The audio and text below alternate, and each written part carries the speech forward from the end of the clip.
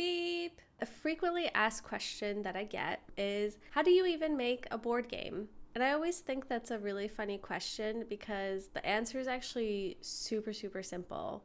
And it's you just do it. You literally get a piece of paper, scissors, and a pen, and you just start making the idea that's in your head. And that's it. I really could end this video here, but I don't think you're here for that simple answer. I want to get into the history of Bus Game in this video and talk about how it was made, what I've learned along the way, and just to share the journey so far. So let's get started. The first iteration of Bus Game took just about a half hour to make. We used cardboard, paper, markers, color pencils, scissors, masking tape, and surprisingly, a tarot deck. I'll get into why in just a sec. But the board itself was a very simple bus loop. So it had alternating pink and green stops, and some of the bus stops were accessed by both pink and green buses. So since I didn't have any regular playing cards, I used tarot cards because I had those lying around at home. And we used the Minor Arcana deck. That deck was numbered from 1 to 9, and each number represented certain action cards, such as coins, the stuck token, free rides. We kept a paper list to remind us of what each card meant as we drew them during the game. To keep this very first iteration of the game super simple, we just started with 2 players and 4 characters total. So each player's had 2 characters to manage. And along with that, each character actually had a predetermined journey. Characters in this iteration also had a speed, and this was how many spaces they could move on the map. So how gameplay worked in this game was very similar to how it's now. Player 1 goes, player 2 goes, and then the buses move 1 stop forward. This is the one thing that has not changed in the game whatsoever. This very first version was really fun, and so we thought, what if more characters? So each player now had 4 characters to manage instead of 2. This added to the chaos and made the game even more fun to play. So it's definitely something I took note of, is that chaos equals fun. The next change we did to the cards was splitting the predetermined journey routes from the characters. We did this to allow for more randomness and to increase replayability.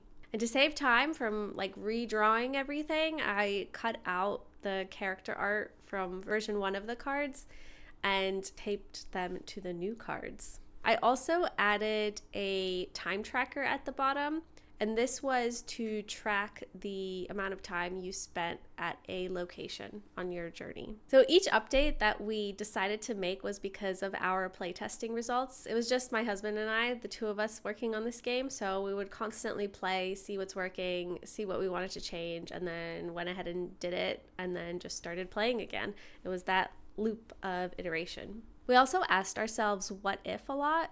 So instead of just thinking about it, we were like, what if this? And then went and implemented it right away and then played it to see if it would work or not. Having these really low fidelity prototypes made everything so much easier. It made that we were able to make changes quickly, and we were also able to learn what made the game fun. At this point, we needed more of everything, so off we went to produce more. We got character abilities, we made a larger map, and did some more work on the journey cards, splitting them into long and short categories.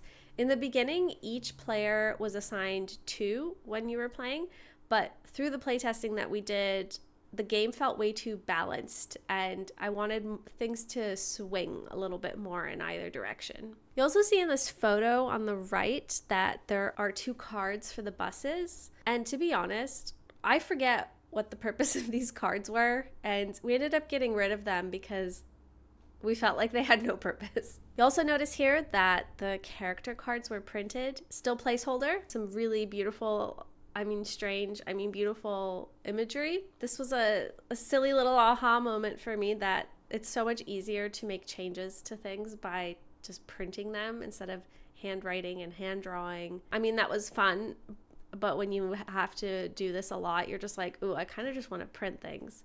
So I made a mental note to myself at this point that when there was a big update coming to action cards, to print them instead of hand drawing them and hand making them. So we still had the paper bus map, but at this point I was ready for a more complex board, and I wanted it to look more like a transport map.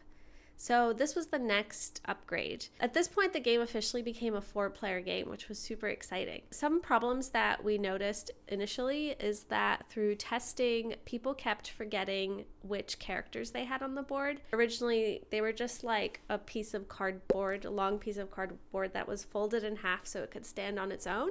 And it had like initials on it of your character and like a special color.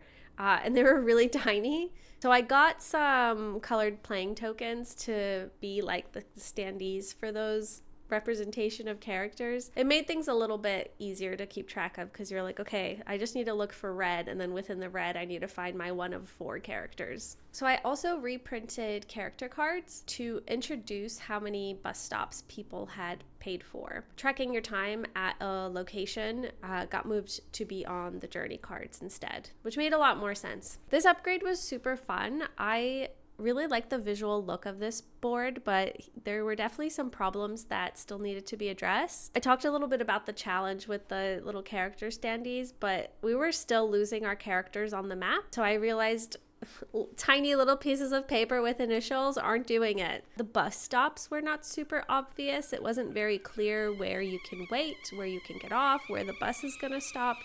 And also the board felt a bit crowded with this many players. So four players, 4 characters, that's 16 characters on the board. And it just, I think, felt a little bit overwhelming for people. So another board iteration entered, and this one was fun because I upcycled an extra folding board from my husband's work project, which was really nice because it meant that we had a sturdier board and it could fold up, so it was easier to transport. You can see I had a lot of fun with redesigning the map. One, I made sure the buses had their own lane so that there was space for them so things wouldn't feel crowded. And I also had fun just adding random twists and turns.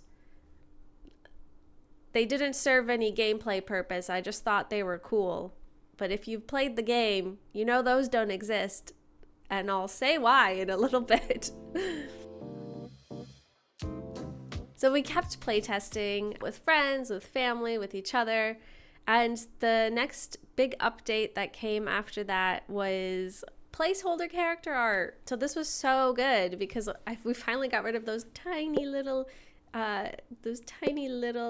what are they? Tiny little paper initials, something like that. We switched over to placeholder character art, which was definitely borrowed from Animal Crossing. I knew I wanted animals in the game. That was for sure. Animal characters, yes.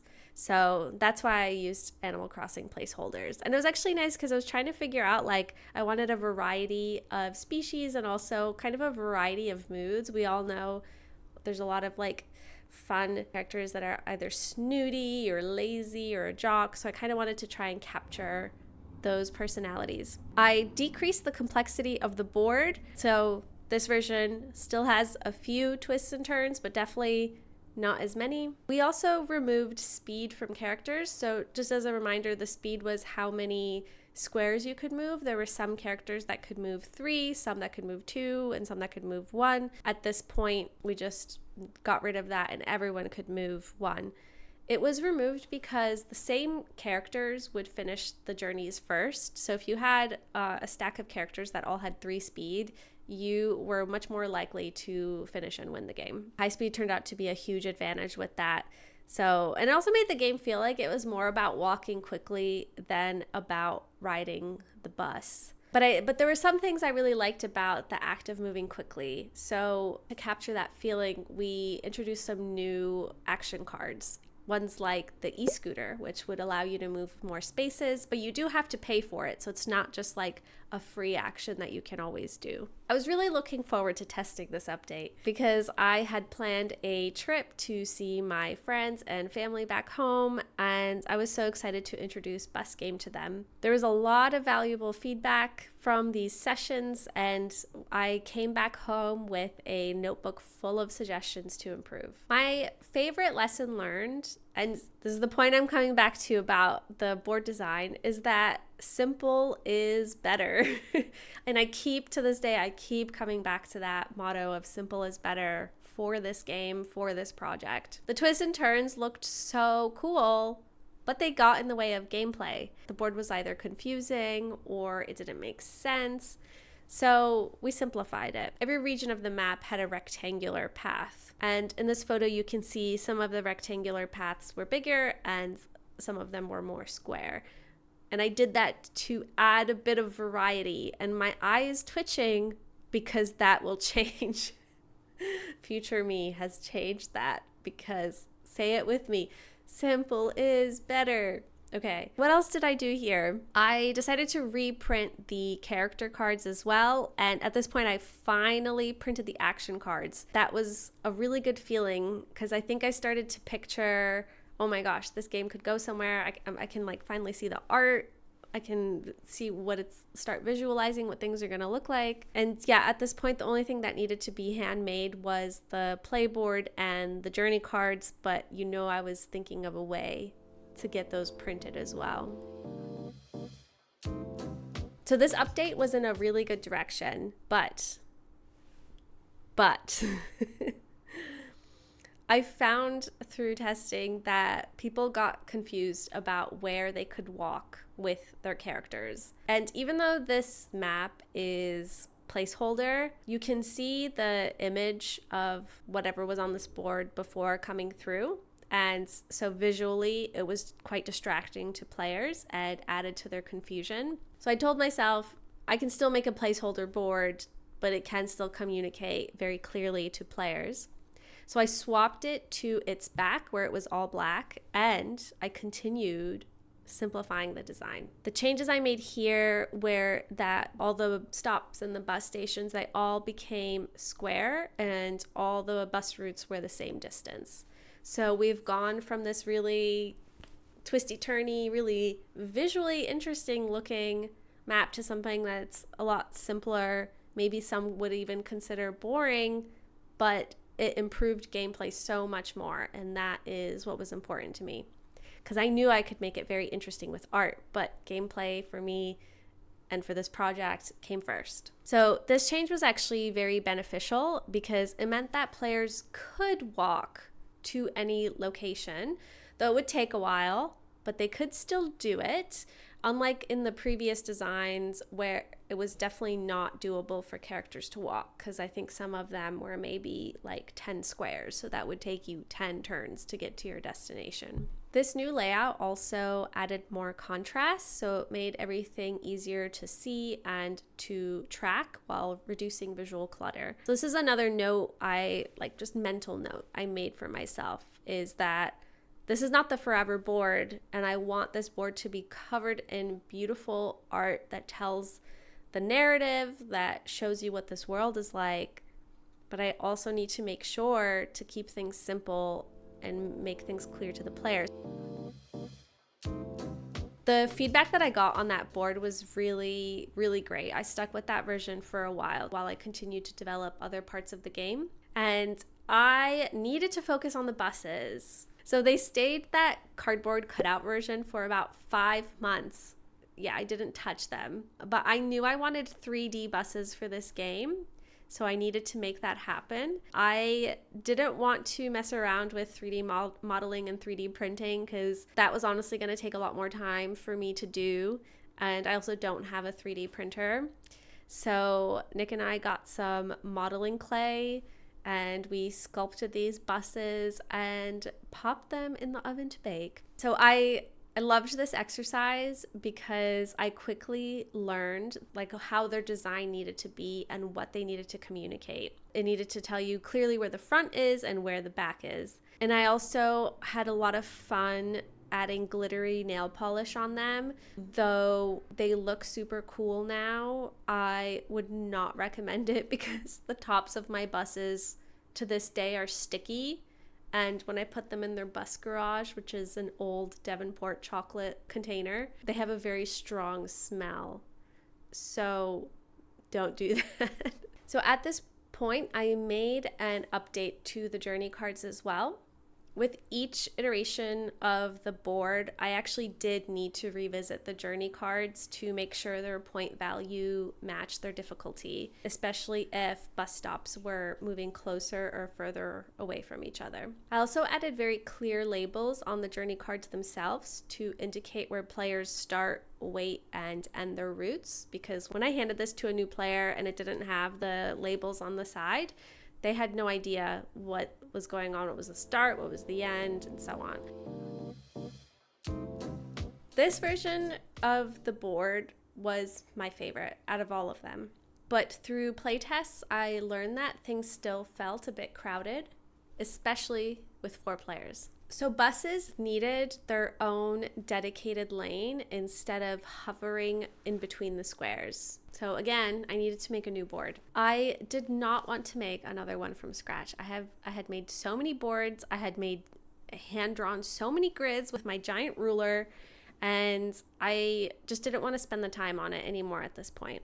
So I searched online for an on-demand print service for boards, and I luckily found one. If you're curious, I used Board Games Maker, which is a print-on-demand manufacturing company based in China. The quality was really great, and I received it pretty quickly. The only downside I experienced was the high shipping cost, but to me, it was worth it to practice the workflow of setting up a design digitally and sending it off and getting it printed. While I was working on that, there's another little detour I took before I sent this board to be printed. Yeah, I decided to revisit the waiting at a location mechanic. For those of you that haven't played the game, when you're at a location in Bus Game and you need to wait, you just basically wait a whole turn or a whole 2 turns, but sometimes it's hard to keep track of that. So at the end of that character's turn, you would collect a token, they're just like little black triangles, but I call them wait tokens. So you would collect 1 if you're waiting 1 full turn, or 2 if you're waiting 2 full turns. For some reasons, players found that confusing. And also, I don't know, when I was playing it, it felt like there was a little bit of friction. I think mainly with trying to figure out at which turn you collect it. We decided to try something different. Instead of gathering a token, you would place your character inside the grid of the location, and you would track your weight diagonally on the board. So you would start in the center of the grid if you have 2 weights and move outwards towards the location, or start at the 1. Design-wise, when you're looking at a board, it very clearly communicated to everyone which characters are waiting and also untouchable. I really, really like the idea of this feature. It seemed like a super elegant solution, like especially when I play tested it, right? Because I know what I'm doing, I know what's happening. But when testing this with players, especially players who have played it before, and then even new players, this actually seemed a lot more confusing to them. This mechanic allowed you to move diagonally, which is against the rules of the game. So I realized I was breaking consistency for players there. So I really wanted this idea to work so badly, but eventually I went back to the collection of weight tokens, which I think felt a bit more familiar to players, even new ones, because they were already used to the act of collecting things like coins or other status tokens in the game. Okay, that was hefty. So where does the game stand now? As of today, the game looks like this. I have official character art standees, woo! And updated character cards with the new art, as well as new ability names and descriptions, a lot clearer walking paths for characters, and plenty of space for the buses to navigate as well. So there's definitely a lot more space on the board now. Everyone stays in their own lane. So then my next step on this is to draft the board art. And I'm really looking forward to having players immerse themselves into the bus game world, and not just with the characters, but the cards and the playboard and the tokens as well. How do you make a board game? I gave you a very simple answer at the start, and I'm going to reiterate it again. You just start. This was a very long one, but Bus game has been in development for over a year, so I had a lot of updates to share with you. So the key takeaways from my experience: not let anything stop you from starting. Get crafty. I'm serious. Go through your recycling bin, collect materials. I like to save interesting little boxes and tins, especially nice cardboard. I love saving nice cardboard. Recommend having a little craft box where you can store all those things in. Playtest, playtest, playtest. That is probably one of the most important factors in creating any game, whether a board game or digital. And I definitely have a future post planned to talk about how I approached playtesting. And most importantly, have fun with the process at every step. I feel like if you're not having fun, it's probably time to take a break. Oh my God, that is it. That is how you make a board game. Thank you so much for sticking around. I know this was a long video. If you have any questions, feel free to ask in the comments. Okay, a little bit of admin time. I probably will not be doing like super regular updates, and I hope that's okay. I want this experience of making these videos and writing the blogs to be enjoyable for me. So if I have to stick to a very specific and strict deadline, I'm probably not going to be happy. So I definitely want to go with the flow with this. So just to set your expectations a little bit, I'm not going to have a new video every single month, but I am going to have some very cool topics, very succinct topics, and definitely plan to continue sharing character development updates with you and doing breakdowns like I did with Nico. I'm going to be very irregular with my updates. Yeah, subscribe to the channel. I also have a Patreon. So you can sign up there for free, because then you'll get a notification in your email. And then also if you want to just support me, it's $3 New Zealand a month. You'll get early access to my irregular updates, which is very exciting. Okay, thank you for watching. Bye.